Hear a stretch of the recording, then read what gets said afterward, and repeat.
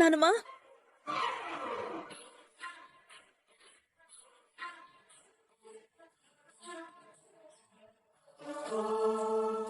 ఎలా ఉన్నావే? నాకేంటి నానమ్మా, సంతోషంగా ఉన్నాను. ఇంట్లో అందరూ ఎలా ఉన్నారు? నువ్వు దూరంగా ఉన్నావన్న బాధతో బతుకుతున్నానే. ఎవరికీ చెప్పలేను, మీ అమ్మ మనసు మార్చలేను. అమ్మ ఎలా ఉంది? నీ మీద కోపంతో ఉంది. ఎన్నోసార్లు నీ ప్రస్తావన తీసుకొచ్చాను, క్షమించమని అడిగాను. కాని కన్న ప్రేమ కదా, నువ్వు ద్రోహం చేశావన్న బాధను దాటి బయటికి రాలేకపోతుంది. అది నిజమే కదండి, మేము ద్రోహం చేశాం, నమ్మినందుకు మోసం చేశాం.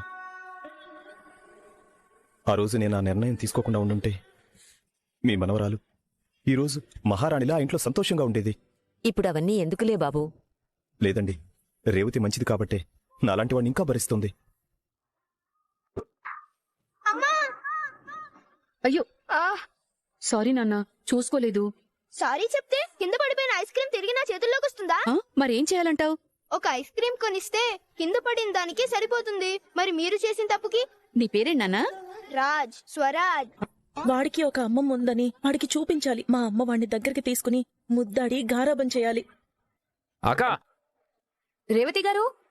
రాజు కావ్య వచ్చినట్టున్నారు. అయ్యో, అక్కా,